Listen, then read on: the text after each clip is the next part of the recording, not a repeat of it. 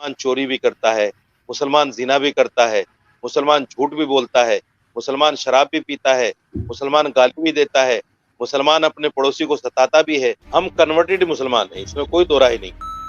مولانا صاحب، مردوں کے لیے 72 حوریں اور عورتوں کے لیے وہی والا شوہر جو یہاں پر ہے، یہ تو بڑی غلط بات ہے.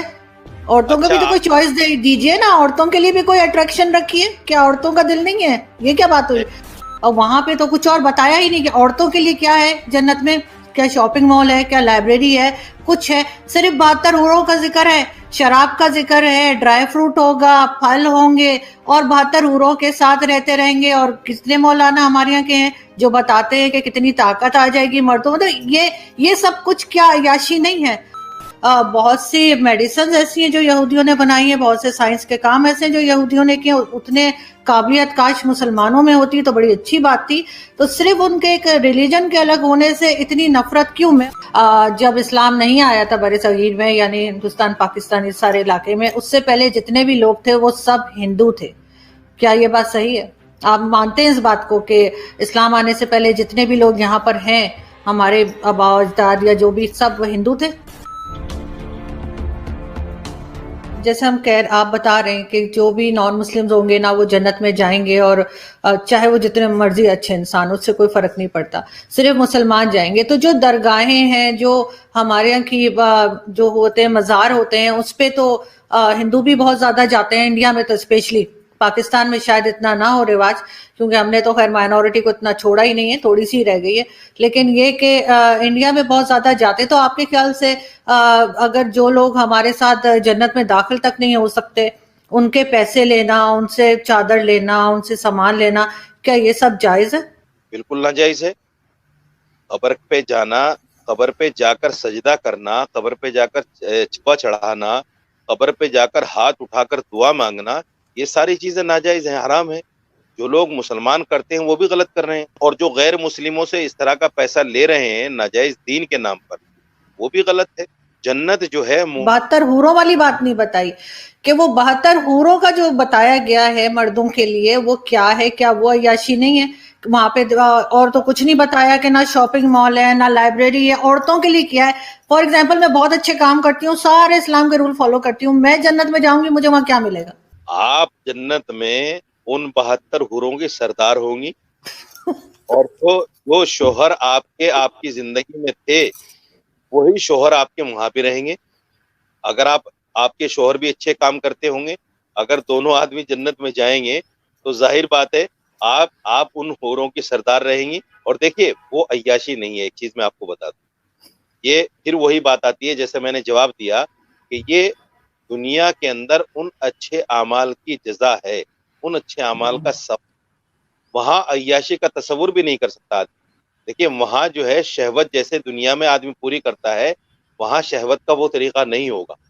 نہ وہاں کوئی ناپاکی ہے، نہ وہاں کوئی اس طرح کی کوئی چیزیں ہے، نہ وہاں آدمی کا من اس طرف جائے گا. وہاں تو جنتی صرف ایک چیز کو سوچے گا کہ اللہ کا دیدار مجھے کب ہوگا، اللہ کا دیدار نہیں مجھے کب ہوگا. مولانا صاحب، مردوں کے لیے 72 حوریں اور عورتوں کے لیے وہی والا شوہر جو یہاں پر ہے، یہ تو بڑی غلط بات ہے. عورتوں کو بھی تو کوئی چوائس دیجئے نا، عورتوں کے لیے بھی کوئی اٹریکشن رکھیے. کیا عورتوں کا دل نہیں ہے؟ یہ کیا بات ہوئی؟ عورتوں کے لیے وہی شوہر، اگر شوہر کے ساتھ نہ بنتی ہو، بے شک بہت نیک ہو، لیکن اس دنیا میں شوہر نہ پسند ہو، کسی طریقے سے اس کے ساتھ جو ہے گزارا کر لیا، وہاں جا کے پھر وہی گلے پڑ جائے گا. یہ تو عجیب سی بات ہے.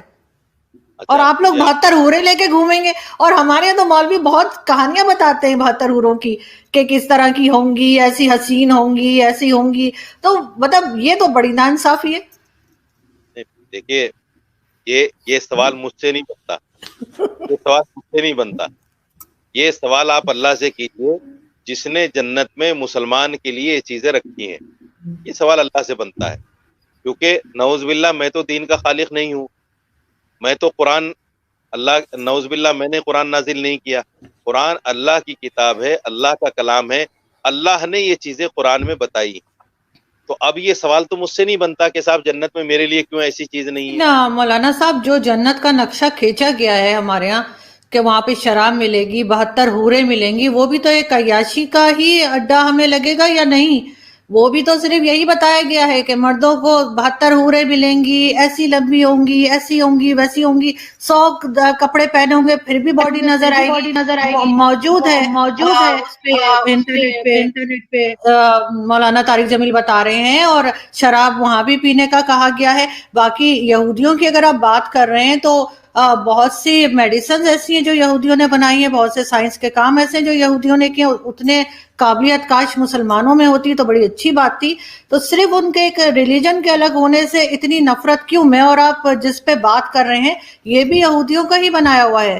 تو یہودیوں کی ہم میڈیسن کھا سکتے ہیں، ان کی سائنس کی ہر چیز ہم استعمال کر سکتے ہیں، موبائل یوز کر سکتے ہیں، لیکن یہودیوں کو ہم کیوں برا بھلا کہتے ہیں؟ اور وہی جو جنت کی میں نے بات کی، تو وہاں پہ تو کچھ اور بتایا ہی نہیں کہ عورتوں کے لیے کیا ہے جنت میں، کیا شاپنگ مال ہے، کیا لائبریری ہے، کچھ ہے؟ صرف 72 حوروں کا ذکر ہے، شراب کا ذکر ہے، ڈرائی فروٹ ہوگا، پھل ہوں گے، اور 72 حوروں کے ساتھ رہتے رہیں گے۔ اور کتنے مولانا ہمارے یہاں کے ہیں جو بتاتے ہیں کہ کتنی طاقت آ جائے گی مردوں میں، تو یہ سب کچھ کیا عیاشی نہیں ہے؟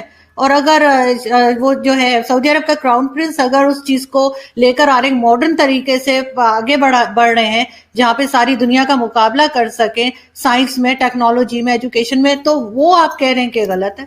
اگر دنیا میں قرآن نے شراب پر پابندی لگائی ہے، شراب کو حرام کہا ہے، تو شراب دنیا میں حرام ہے۔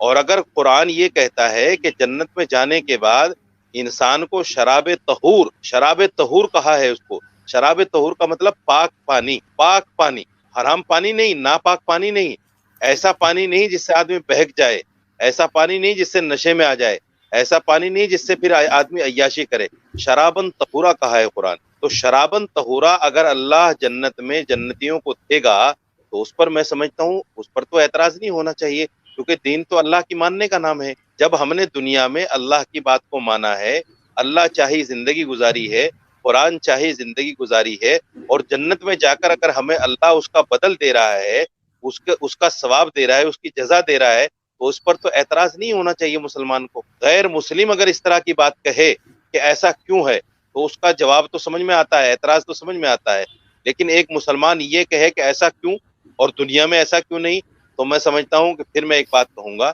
کہ دین سے دوری کا نتیجہ ہے جب تک آدمی قرآن کو صحیح نہیں سمجھے گا، قرآن کو صحیح نہیں پڑھے گا، حدیث کو صحیح نہیں سمجھے گا، حدیث کو نہیں پڑھے گا، اس وقت تک یہ چیزیں اس کو سمجھ میں نہیں آئیں گی۔ دوسری بات، محمد بن سلمان نے دنیا میں شراب کو جائز قرار دیا ہے، قرآن کہتا ہے شراب ناجائز ہے، قرآن کہتا ہے جوا ناجائز ہے، اور محمد بن سلمان دنیا میں کہتا ہے کہ جوا جائز ہے۔ تو آپ مجھے بتائیے قرآن کی مخالفت کون سا؟ قرآن میں کہاں جائز ہے شراب؟ قرآن میں کہاں جائز ہے جوا؟ قرآن میں کہاں جائز ہے طوائف کے ساتھ جو ہے اس کا مجرا دے، اس کے ناچ گانے دیکھنا کہاں جائز ہے؟ مجھے بتا دیجئے قرآن میں کہاں جائز ہے کہ عورتیں جو ہے برقع چھوڑ کر جو ہے ایسے ہی کھلم کھلا پھرتے ہیں؟ دوسری بات، آپ نے یہودی کے بارے میں کہا کہ صاحب ٹیکنالوجی تو آپ استعمال کر رہے ہیں لیکن ان کو برا مانتے ہیں۔ میں یہودی کو بحیثیت ریلیجس برا نہیں مانتا، میں یہودی کو اس لیے برا مانتا ہوں چونکہ ان کی جتنی پالیسیز ہیں وہ سب اسلام اور مسلمان کے خلاف۔ سپوز کیجیے، میں ایک بہت بڑی بات آپ سے کہنے جا رہا ہوں آپ کے چینل پہ، آپ نے 9/11 کا نام سنا ہوگا، بڑا مشہور واقعہ ہے۔ 9/11 یہودیوں کی دین تھی اسلام اور مسلمان کو بدنام کرنے کی۔ 9/11 کو سچا واقعہ نہیں ہے۔ کیونکہ کہ آپ کے خیال سے بہت سے دوست ہمارے ہندوستانی دوست ہمیں کہتے ہیں کہ جی جب اسلام نہیں آیا تھا بر صغیر میں، یعنی ہندوستان پاکستان اس سارے علاقے میں، اس سے پہلے جتنے بھی لوگ تھے وہ سب ہندو تھے۔ کیا یہ بات صحیح ہے؟ آپ مانتے ہیں اس بات کو کہ اسلام آنے سے پہلے جتنے بھی لوگ یہاں پر ہیں، ہمارے آباء و اجداد یا جو بھی، سب ہندو تھے؟ نہیں، دیکھیے ہم کنورٹڈ مسلمان ہیں، اس میں کوئی دو رائے نہیں۔ ہم جو ہے ہندوستان پاکستان کے جو لوگ ہیں وہ کنورٹڈ مسلمان ہیں۔ یہاں جو لوگ عرب لوگ آئے تھے جنہوں نے ہندوستان پاکستان متحدہ ہندوستان کو فتح کیا تھا، وہ لوگ آئے اور واپس چلے گئے، انہوں نے یہاں آبادی تو کی نہیں، لیکن ان کی وجہ سے جو لوگ مسلمان ہوئے وہ ہم کنورٹڈ مسلمان ہیں۔ ہم یہ نہیں کہہ سکتے کہ ہمارے آباء و اجداد یا ہمارا شجرہ جو ہے نبی پاک صلی اللہ علیہ وسلم سے ملتا ہے یا کسی صحابی سے ملتا ہے۔ اگر کچھ لوگوں کے پاس شجرے ہیں تو وہ اتھینٹک بھی ہو سکتے ہیں، غیر اتھینٹک بھی ہو سکتے ہیں، لیکن اس میں کوئی دو رائے نہیں ہے کہ ہندوستان پاکستان کے جو مسلمان ہیں وہ کنورٹڈ مسلمان ہیں۔ مگر اس کا مطلب یہ بھی نہیں ہے کہ جو کنورٹڈ مسلمان ہیں وہ پکے مسلمان نہیں. مسلمان جب آدمی ایمان لے آیا اللہ پر، قرآن پر، اس کے رسولوں پر، فرشتوں پر، یوم آخرت پر، پھر وہ پکا مسلمان ہے. ان کے والد چاہے جو بھی تھے، جیسے صحابہ کرام جب نبی پاک صلی اللہ علیہ وسلم کے زمانے میں جب صحابہ کرام ایمان لائے تو ان کے والدین غیر مسلم تھے، لیکن صحابہ کرام مسلمان تھے، ایمان والے تھے. تو یہ تو نہیں کہا جا سکتا کہ اگر ماں باپ غیر مسلم ہے تو پھر اولاد مسلمان نہیں ہو سکتی. تو ہم بھی مگر وہ اسلام تو تلوار کے زور پر آیا تھا نا، کسی کی بھی گردن پہ تلوار رکھ دیں گے تو وہ اپنے آپ ہی کلمہ پڑھ دے گا. یہ آپ سوچے، اسلام اگر تلوار کی زور سے پھیلتا تو 800 سال مسلمانوں نے حکومت کی ہے، ہندو تو ایک بھی نہیں بچتا، سارے ہندو ختم ہو گئے ہوتے.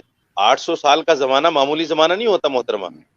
اگر تلوار کے زور سے چوری بھی کرتا ہے، مسلمان زنا بھی کرتا ہے، مسلمان جھوٹ بھی بولتا ہے، مسلمان شراب بھی پیتا ہے، مسلمان گالی بھی دیتا ہے، مسلمان اپنے پڑوسی کو ستاتا بھی ہے، مسلمان اپنے بھائی کا مال بھی کھاتا ہے، آج پھر انہی مسلمانوں کا ایگزامپل دے کر اسلام کو لوگ برا کہتے ہیں. آپ یہ بتائیے، میں آپ سے ایک سوال کر رہا ہوں، حالانکہ میں چونکہ آپ کا پینلسٹ، کپڑے کے وہ پہنے ہوئے آرائش اور جمال کے ساتھ وہ گاؤں تکیہ لگائے ہوئے تمہارے انتظار میں بیٹھی ہوگی، ان کپڑوں میں حسین اور اتنی خوبصورت ہوں گی، اس کے گودے تک تمہیں نظر آئیں گے. اب آپ کہیں گے کپڑوں کے بیچ سے گود کہاں سو رہے ہو؟ یہ جو حسین اور خوبصورت حوریں ملیں گی کیا صرف چومنے اور بغلوں میں بٹھانے کے لیے ملیں گی؟ نہیں، آپ ان سے ہم بستری بھی کریں گے، مزے لیں گے، یہاں سے کہیں زیادہ لذت وہاں حاصل ہوگی.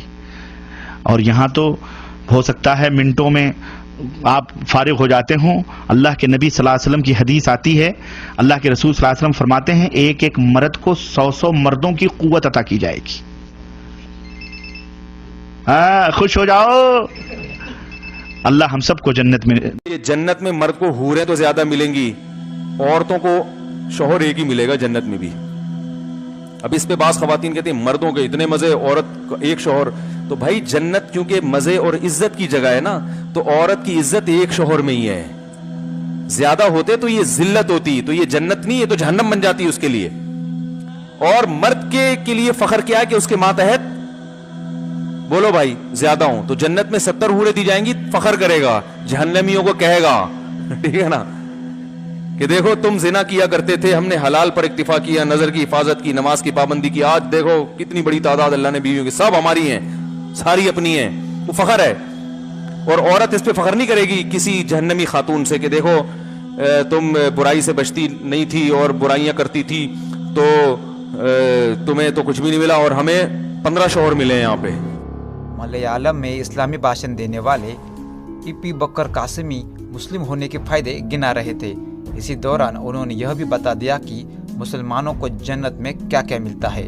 اس دوران وہ کہہ بیٹھے کہ جنت میں بڑے بڑے ستنوں والی مہیلائیں ملتی ہے. مہیلاؤں کے اس طرح کی اپمان جنک بھاشا کا پریوگ کرنے کے بعد ان کا سوشل میڈیا پر کافی ویرودھ ہو رہا ہے. ابو قاسمی کہتے ہیں کہ جنت میں شراب کی ندیاں بہتی ہے اور بڑے بڑے بنگلوں کے ساتھ ساتھ باغ بغیچے کی سویدھا بھی ملتی ہے. انہوں نے دعویٰ کیا ہے کہ اللہ کی جنت میں جو مہیلائیں ہوتی ہے وہ نہ تو پیشاب کرتی ہے اور نہ ہی انہیں شوچ کرنے کی کوئی آوشکتا ہوتی ہے. انہوں نے دعویٰ کیا ہے کہ جنت میں جانے والے مسلمانوں کو وہاں کی حوروں کی گود میں بیٹھنے کا سوبھاگیہ پراپت ہوتا ہے. مہیلا ویرودھی بیانوں کے کارن مولانا بھلے ہی ووادوں میں ہو